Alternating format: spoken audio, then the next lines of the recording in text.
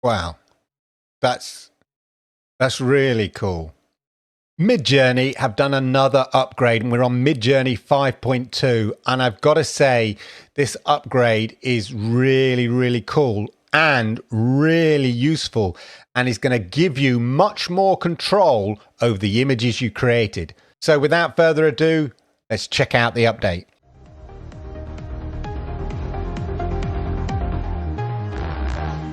So here we are in Midjourney here, and what's new in version 5.2? So there's a new aesthetic system with improved aesthetics and sharper images, which we'll come to, of course. Slightly improved coherence and text understanding. Now that is interesting. Increased diversity. Sometimes you may need to roll more than once to get what you want. Sorry about that. Stylize command has been fixed to have a strong effect on the amount of stylization applied to your image, more like in version 3. And you can put any sort of rating there, stylized 0 to 1000. The default is stylized 100. There's high variation mode, so turned on by default and makes all variation jobs much more varied. And you can toggle that in the settings. New shorten command. This lets you analyze a prompt and get suggestions on what words might not be doing anything. That's quite useful. It'll help you hone down on the words that aren't really kind of doing any use. And so you can really fine-tune those prompts. But the big thing, and this is really cool, is the zoom out feature. Now, the real cool thing about this is it's a bit like the Adobe thing where you could, work out what's on the sort of either side of the picture. You could enlarge the picture, and create stuff that wasn't there before and just say, what's to the left of that person and what's to the right. It's similar to that. It's basically, as it says, you can zoom in.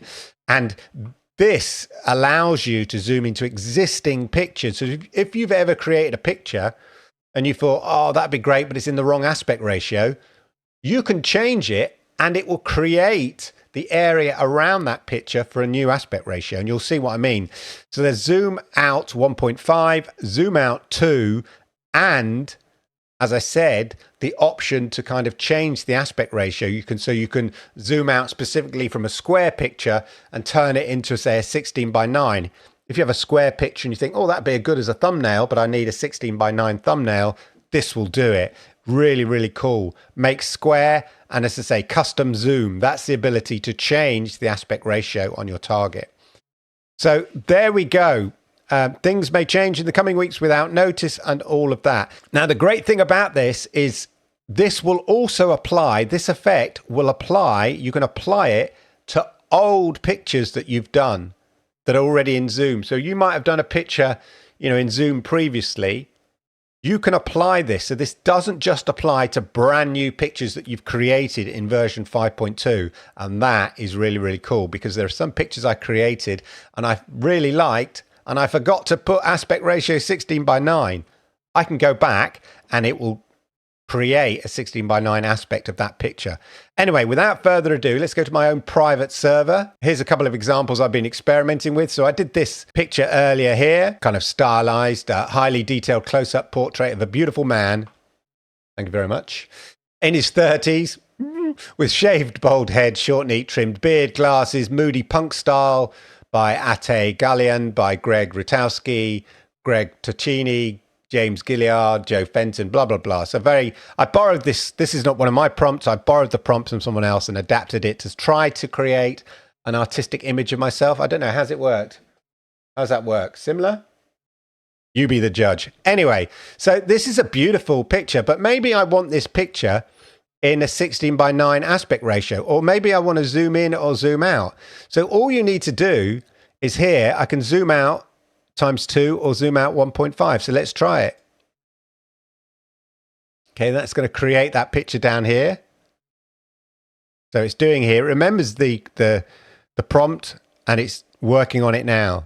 So here you go, as you can see. So it's zoomed out from that original picture, and you can see it's put in these buildings here. Yeah, and it's given me 4 variations as well. So if we go back to the original one, here's the original one. Okay, and I've zoomed out twice, zoom ×2, make one of these big, and there we are. So there it's a sort of more of mid-range close-up rather than a full-on close-up there. So there's, I say, that's the new one, zoomed out twice. That's the original. So you can see they're really, really cool. And I love the way that it's kind of carried on these buildings out the back, in the background there. So really, really cool. But say, for instance, I wanted it as a thumbnail. So let us go back to the original. I'm just using this original because I think it's interesting to be able to do it with artistic pictures. We'll do it with more realistic, sort of photorealistic pictures as well. But say, for instance, here, let's make it a 16:9 picture. So what you need to do here is you need to set zoom to 1 and then change the aspect ratio 16:9. Okay, and then submit that. Yeah, so you can see I made a mistake there. I actually put 16:19 instead of 6:9. But you can see it doesn't have to be a standard aspect ratio. It still obeys the law. And there you can see it's much taller. So that would, make an interesting sort of portrait, wall portrait. I really like that. But let's go back to the original and do it as a 16. Well, actually, let's take a new one. Okay, create a prompt for a cyberpunk style Japanese woman in cinematic style. Hopefully this works. So this is one of these really long prompts, but we'll see if it works. Right, so I'm not going to put any aspect ratio or anything like that. We're just going to put it in. What should we do? What we should do while that's waiting is to try the shorten. So I'm trying the shorten here. So I put a really long descriptive, because that's what Midjourney used to like, a really long descriptive prompt in here.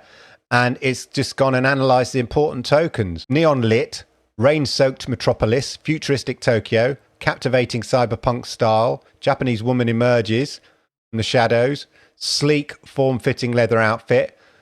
That's not me. That was ChatGPT coming. I never said leather outfit. High-tech accessories, camera.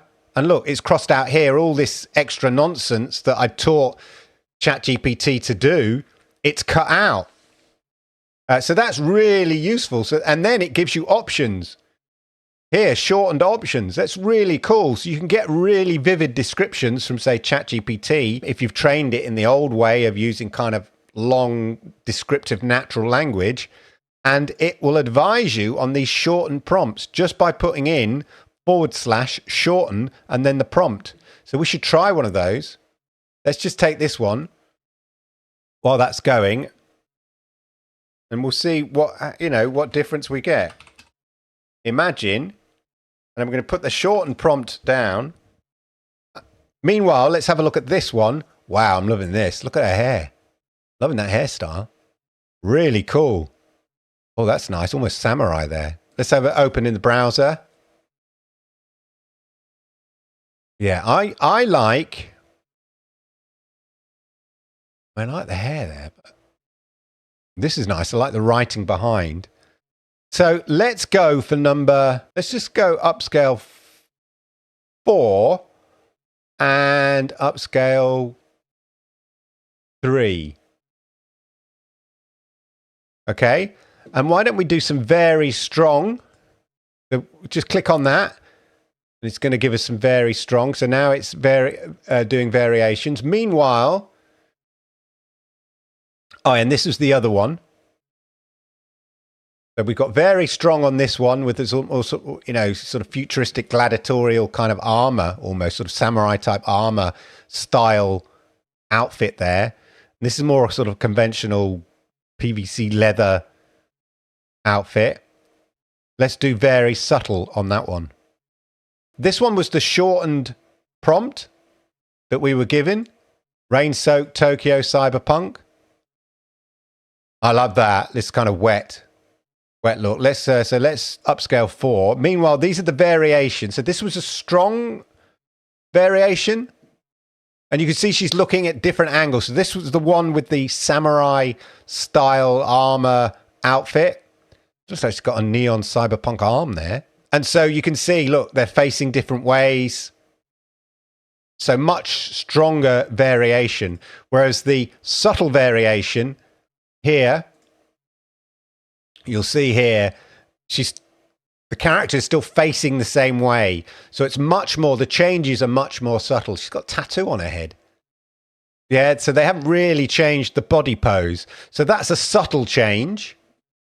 Whereas this was the stronger change, and you can see they put her in different poses facing slightly different ways. Okay, that's great.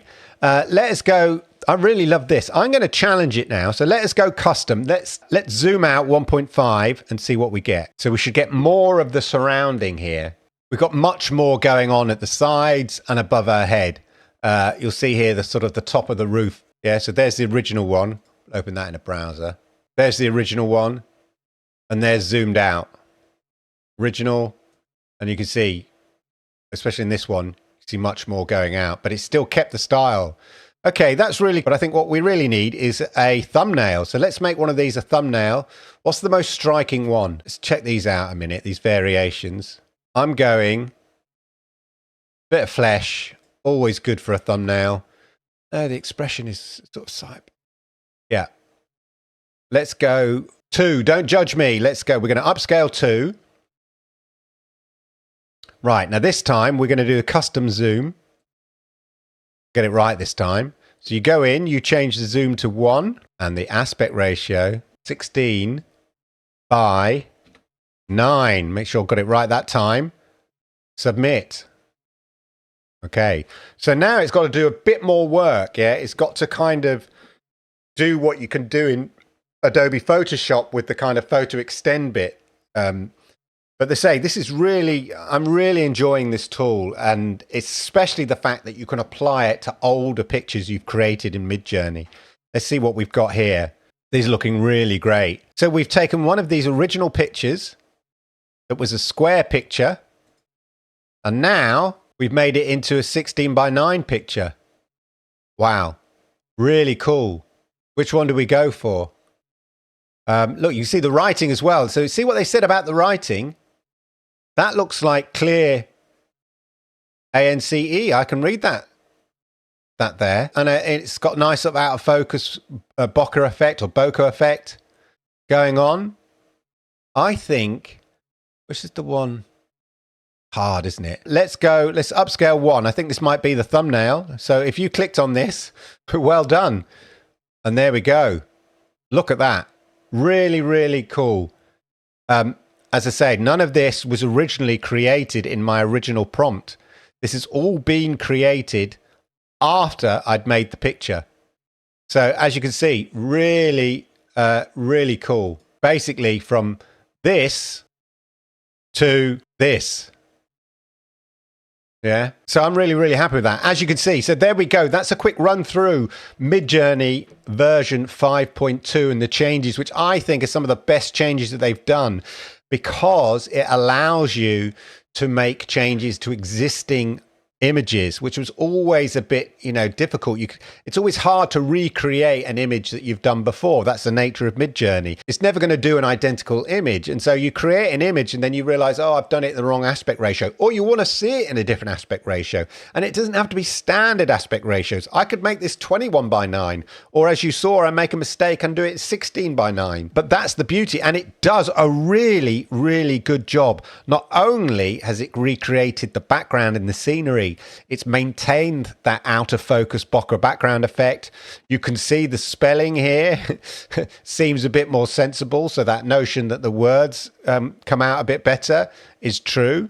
And then you've got the kind of the shortened prompt, which really helps you focus on the actual elements of a prompt that are useful. So you can get ChatGPT to come up with a really flowery, fancy prompt, and then just get Midjourney to shorten it to just the words that it thinks are going to give you the power and the image that you want.